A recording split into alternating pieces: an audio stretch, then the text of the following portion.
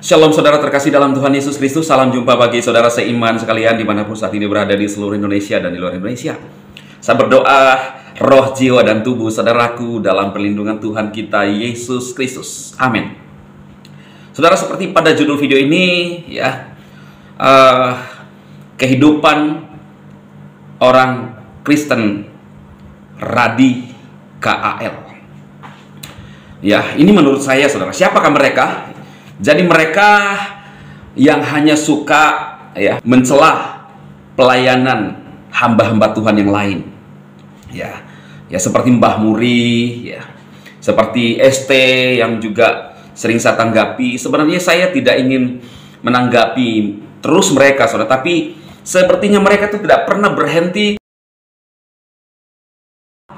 pelayanan hamba-hamba Tuhan karismatik.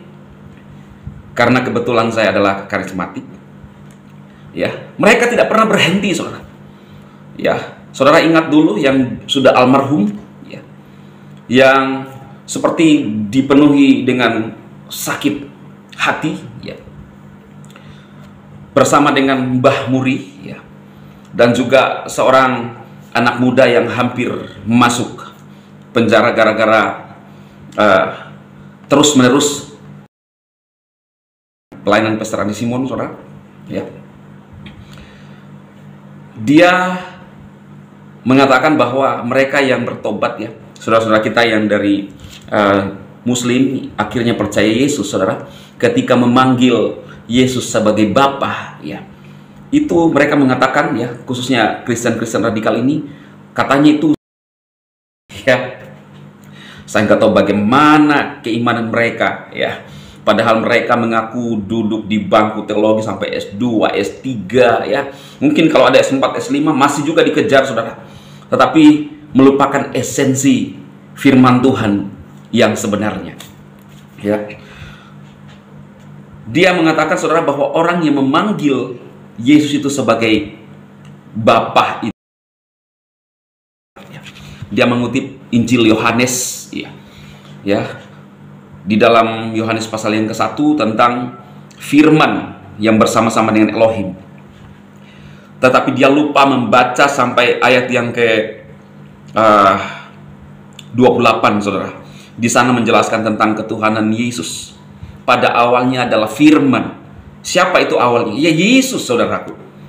Firman itu bersama-sama dengan Elohim. Firman itu adalah Elohim. Lalu ayat selanjutnya itu dikatakan Elohim itu di dalam dia ada terang untuk menerangi manusia, dan terang manusia itu datang ke dalam dunia. Yaitulah Yesus. Kalau saudara baca selanjutnya, saya tidak akan jelaskan secara detail. Saya jelaskan di dalam live saya, saudaraku, ya. Kalau ingin mengetahui, masuk di dalam live, karena ini memerlukan waktu yang panjang. Tetapi kalau saudara baca di dalam Yohanes, firman pada mulanya itulah Yesus. Lalu kemudian kita lihat di dalam Yohanes pasal 14, ya, ayat 7 sampai ayat yang ke-15, judulnya kesatuan Yesus dengan Bapa, ya. Di sana Filipus bertanya kepada Yesus, "Yesus, tunjukkan Bapa itu kepada kami." Lalu Yesus menjawab, saudara, Filipus, sekian lama kamu bersama-sama dengan aku, namun kamu tidak mengenal aku. Aku di dalam Bapa dan Bapa di dalam aku." Jadi jelas, saudaraku, ya. Kita baca saja, saudara, supaya jelas, ya. Ayat 7.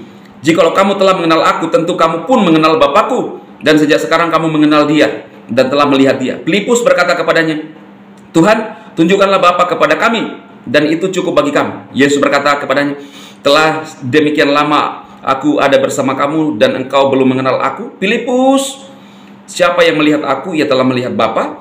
Dan bagaimana engkau berkata, tunjukkanlah itu Bapa kepada kami? Apakah engkau tidak percaya bahwa aku di dalam Bapa dan Bapa di dalam aku? Firman yang kukatakan kepadamu, aku tidak mengatakannya dari diriku sendiri, tetapi Bapa yang tinggal dalam aku, dia sendirilah yang melakukan pekerjaan-pekerjaan itu," dan selanjutnya. Jadi jelas dalam ayat ini, saudaraku, Yesus dan Bapa tidak bisa dipisahkan, ya. Jadi kalau pernyataan-pernyataan mereka yang katanya duduk di teologi, terlalu banyak mereka, saudara, menafsirkan hasil pemikiran manusia sehingga lupa ayat ini. Yang paling membuat saya lucu, dia menjelaskan tentang Injil Yohanes pasal 1, tentang firman yang bersama-sama dengan Elohim. Tetapi dia nggak baca ayat selanjutnya. Baca selanjutnya supaya ngerti. Firman itu adalah Elohim sendiri. Elohim itu ada di dalam terang manusia, menerangi manusia, dan terang itu datang ke dalam dunia. Alkitab berkata, tetapi umat kepunyaannya tidak mengenal dia. Siapa yang dimaksudkan? Yesus, saudaraku. Jadi kalau mereka tuh menuduh orang sesuai, hamba-hamba Tuhan mendoakan jemaat Tuhan lalu sembuh, dianggapnya pekerjaan setoin. Aduh, miris sekali keimanan mereka, saudara. Ya, pintar mereka. Tetapi belum tentu mereka sendiri akan masuk surga, saudara. Kalau modelnya begini. Sok hebat, sok jago, sok ngerti teologi. Orang yang baru bertobat, kemudian percaya Yesus, memanggil Bapa, dicela sedemikian rupa. Saya nggak tahu. Ini mereka adalah, menurut saya, model-model ahli-ahli Taurat dan orang-orang Farisi. Dan belum tentu akan masuk surga kalau modelnya begini, saudara. Saran saya, stoplah.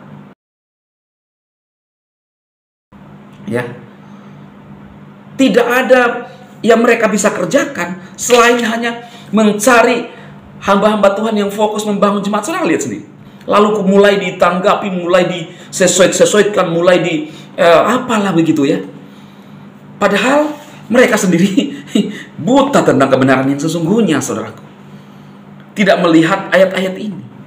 Saudara, saya mau berkata kepada saudara bahwa setinggi apapun pendidikan kita, termasuk teologi, jangan lupakan Alkitab. Lihat, kembali ke Alkitab. Itu yang paling utama. Sangat-sangat kasihan. Mungkin ada yang mengatakannya dari saudara kita yang dari sebelah. Itu kan mereka saling ini, ya memang. Tetapi belum, orang Kristen itu tidak sampai saling ya melaporkan, saling berdemo, bahkan saling membiu. Begitu kan, saudara? Jadi mereka ini ya, Kristen-Kristen radikal ini hanya sebatas menyesuaikan saja ya. Tapi itulah model-model seperti model-model Farisi ya. Jadi tetap walaupun saling menceloi, tetapi tidak ada sampai parah-parah banget, saudaraku ya. Jadi saudara silahkan share video untuk mencerahkan saudara agar kita lebih paham dan terlebih tujuan Tuhan saling mengasihi. Tuhan tahu isi hati saudara, motivasi saudara. Tidak mungkin ya Tuhan menolak kita hanya mendoakan orang lalu sembuh dalam nama Yesus pula, saudara. Kan tidak masuk akal apa yang mereka sampaikan ya. Tuhan Yesus memberkati saudaraku. Amin.